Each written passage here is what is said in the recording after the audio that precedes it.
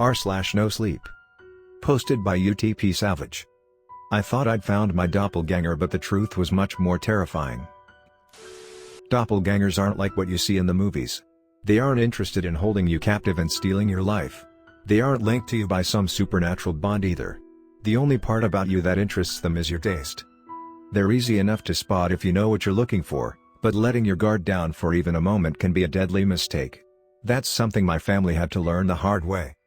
It was around 6 p.m. when I first realized something was wrong. I sat on the couch, head in my hands. I'd typed out a text message about a half hour earlier but still couldn't find the strength to hit send. I picked the phone up from the coffee table and after staring at it a moment, put it back down again. I'd done this so many times I could swear there was a phone-shaped indent on the wood. "Come on, Paul," I mumbled to myself. "It's just like ripping off a band-aid." Again, I picked up the phone. After taking a deep breath, I finally pressed enter. The message was simple: "It's over." It didn't take long for Stephanie to answer. "Lol, you said that last week." I furrowed my brow. "I'm serious. I'm telling Wendy everything." I saw her start typing, stop for a long moment, and then start again. "She'll leave you, you know. You'll never see Henry again." This wasn't news to me. I'd spent countless sleepless nights agonizing over that thought. Even so, seeing it in her text hit me hard. She always tried to get in my head like this, but for once, I didn't take the bait. "And I'll deserve it," I said. I powered the phone down before she could respond and shoved it in my pocket, out of sight. I suddenly heard the rumbling of Wendy's car coming into the driveway, which immediately made my heart rate spike. The keys began turning in the lock. Like a band-aid, I thought again. The door opened and I steadied my breath. "Hey sweetie, do you think we could talk for a..." Her voice was buzzing with excitement. "Hold that thought, babe. I have something special for you." I just blinked and stared at her dumbfoundedly. Great. What is it?" She thrust a pink paper bag into my arms. "Open it," she practically shouted. I hesitantly pushed my arm into the bag and fished out a box. Inside it was another smaller box. I gave her a look and she just smiled. "Keep going." I did as I was told, and discovered my present. Inside of the box was a positive pregnancy test. I instantly felt my resolve melt away. She looked at me expectantly and I stretched my face into a wide grin. "This is..." I struggled for the words. "Amazing." She wrapped her arms around me. "I know, right? Henry will be so excited." "What were you saying before?" My mouth went dry. I don't really remember." She let go of me and headed for the hallway. "Let me know if you think of it." I just stared at the floor. I'd already partially come to grips with losing Henry, but this reopened the wound. I entertained the possibility of telling her eventually, but in the back of the mind, I knew I'd never be able to go through with it. Not now. I was considering all this when Wendy said something that gave me pause. "I'm getting Henry. We're going out to celebrate right now." I raised an eyebrow. "He's not with you? I thought you were picking him up today." She stopped and turned around. "Oh, did you forget already? You called me and said that you'd take care of it." Now I was genuinely confused. I'm forgetful, but I've got a couple more decades at least before dementia starts setting in. "When did that happen?" "About a half hour ago." After thinking a moment, I remembered something weird. "But my phone's been missing a week, remember?" The phone I'd used to talk to Stephanie was a secret burner phone. It didn't even have Wendy's number on it. She smiled and raised an eyebrow. "Well, someone left me this message." She quickly produced her phone and played back the voicemail. The voice I heard was my own, clear as crystal. "Hey sweetie. Text me anything you want from the store and don't worry about Henry. I'll pick him up on the way back." The message startled me. Was I going crazy? When Wendy saw the confusion in my eyes, her skepticism gave way to concern. Who else would it have been? I frantically threw on my jacket. "I don't know, but whoever it is, they're on their way to Henry's school." I rushed out of the house and into the car. As I sped down the empty street, terrible possibilities played on an endless loop in my head.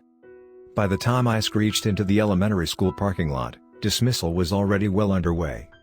I scanned the sea of faces for any sign of Henry, but it was hopeless.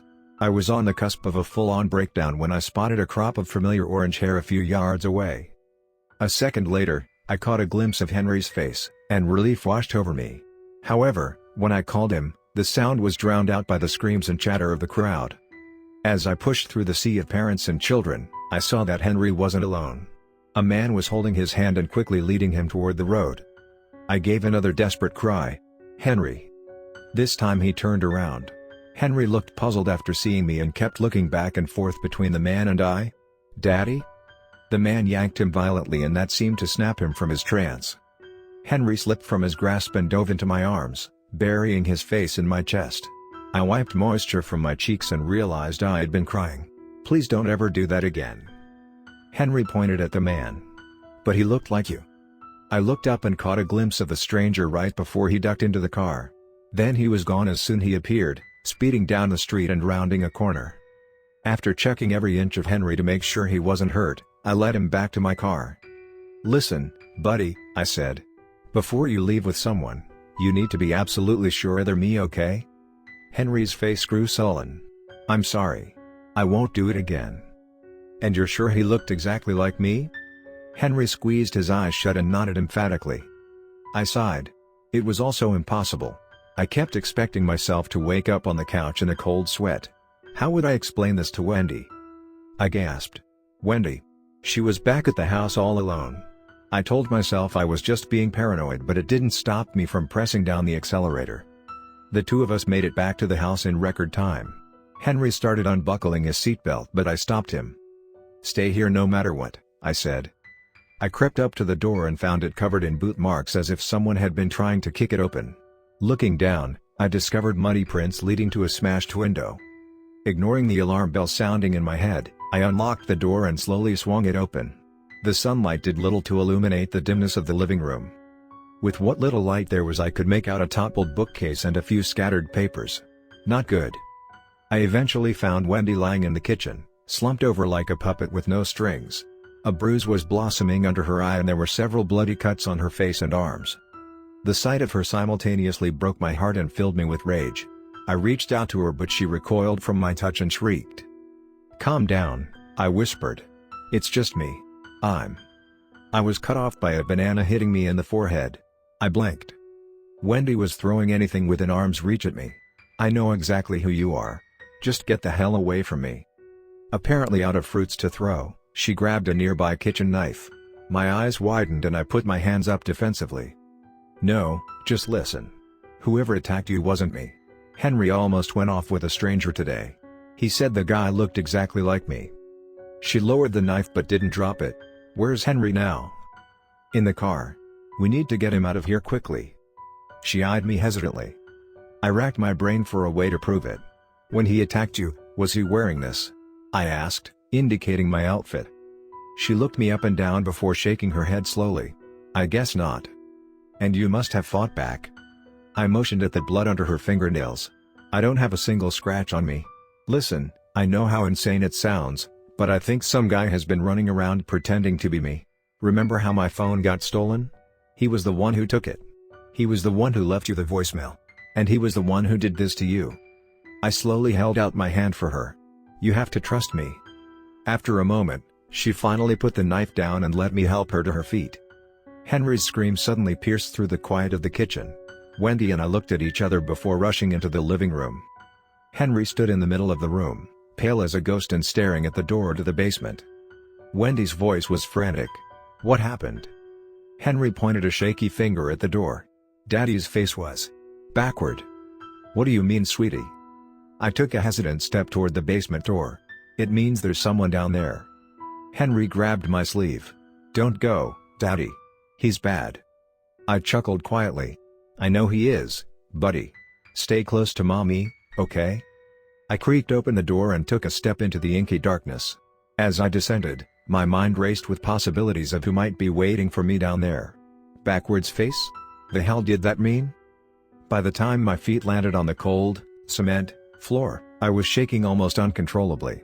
The room was veiled in a wall of darkness, but I could just barely make out a figure at the other end of the room, perfectly still. As my fingers probed the wall for the light switch, my eyes stayed glued to the thing in the corner. As I slowly adjusted to the darkness, I realized it was sitting. Or was it crouched? My hand finally found the switch and I flicked it up frantically. The room was filled with light and my eyes met the figure that had been watching me. At first, I didn't know what to make of the bloody pile of skin and hair that sat in front of me.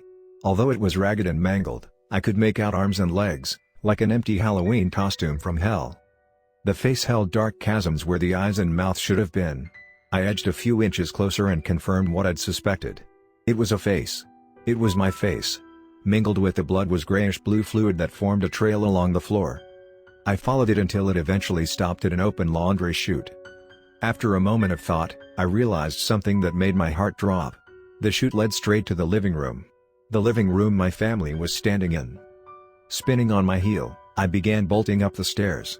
Dread seized my body. While I was in the basement playing hero, my family might have been up there getting torn to shreds by that thing. Throwing open the door, I was met with an empty living room. I peered through a window, hoping to see them waiting for me outside, but they weren't there. Realizing they must be somewhere in the house, I began making my way into the dark halls. As I passed by fallen family portraits and broken vases, I couldn't help but fear the worst. I tried opening the door to Wendy's bedroom, but it had been locked. "Open up, it's me," I whispered. After a moment, the door creaked open and Wendy quickly dragged me inside. "Thank God you're here," she hissed. It wasn't until I entered that I saw the condition Wendy and Henry were in. To my shock, they were both covered in a network of crisscrossing scratch marks. Wendy was clinging to a fire poker, something she'd no doubt picked up while trying to fight off whatever was in the house. I quickly locked the door behind me. "What happened to you both?" She blinked back tears. "Something attacked us. It wasn't a person, but it wasn't an animal either. I know it's dark, but I swear whatever it was, it didn't have any." "Any what?" "Skin." She put her head in her hands. "Does that sound crazy?" I shook my head and told her about what I'd found in the basement. After I was done, she said something that caught me off guard. "What do you think it looks like now?" I shot her a puzzled look and she continued. "Well, it made itself look like you. What if it looks like someone else now?" I thought for a moment. I guess that's true. But wouldn't it be long gone by now, looking for another host? She held Henry a little tighter. "I guess." I stood up. "Well, come on, let's get the hell out of here." She didn't move. "Why do you think it didn't attack you?" There was a long, ugly pause. "It was already gone by the time I got there. Now can we please get out?" "I'm not going out there with me? With that creature." I took a step toward her and she raised her hands defensively, one of them still holding the fire poker. "Please, don't get any closer." I sighed. "Wendy, I get it. You're scared. I am too. But you have to trust me." She seemed like she was easing up until Henry threw me a curveball. "Look," he shouted, pointing at my pocket. "Daddy found his phone." After some brief confusion, I realized he was talking about the burner phone. I pulled it out and they didn't seem to tell the difference. It took Wendy only a second to realize the implications. She raised a shaky finger at it, nudging Henry behind her. "How'd you get that?" I tried to sound innocent. "What do you mean?" She took another step back. "It was stolen, remember? It's what the thing used to send me the fake voicemail. How do you have it?" "No, this isn't the same phone, it's just I stopped myself. If I told her it was a burner, she'd know about the affair." She raised the fire poker slightly. "Just a what?" I edged toward her. "Listen, Wendy, I'll tell you. Just give me the fire poker." She swung it at me, more as a warning. "Get back. Answer the question." "Just what?" We were about 5 feet apart, her back nearly against the wall. I desperately tried to make my voice as soothing as possible. "I promise I'll answer all of your questions as soon as you give me that thing." She swung again, a little harder this time. I wanted so desperately to just tell her and end this, but I couldn't do it. I wasn't ready to lose her. I wasn't ready to lose my family. And I wouldn't have to if I could just get that damn fire poker. I made a grab for it, but it whizzed through the air in an instant, slicing through my hand. I cried out and inspected the wound. Growling with anger, I made a lunge for her. She shrieked and blindly thrust the fire poker forward. I twisted my body to avoid it and tackled her to the ground. I had almost pinned her arms down when my breathing became ragged. Before I knew it, I had toppled over. After some confusion, I looked at my chest and realized what had happened. The fire poker had hit its mark after all. Through slightly blurred vision, I watched Wendy push herself onto wobbly legs and scoop Henry into her arms. I breathed in shakily and wheezed, "Burner." She gave me a bewildered look. "What are you talking about?" "It's not my phone. It's a burner." After a brief coughing fit, I continued. "I had an affair. I couldn't tell you." "Oh my God!" She screamed at me, her eyes welling with tears. "You idiot! Why would you wait until now to tell me?" I just stared at the window. Strange colors were dancing in front of my eyes. "If the creature isn't disguised as you, then where is it?" I barely considered her words at first, just letting them wash over me. Then I realized something that made my eyes bulge. I tried to tell her, but I broke into a coughing fit. As Wendy tried desperately to decipher what I was saying, Henry slowly opened his mouth, revealing row upon row of tiny needle-like teeth.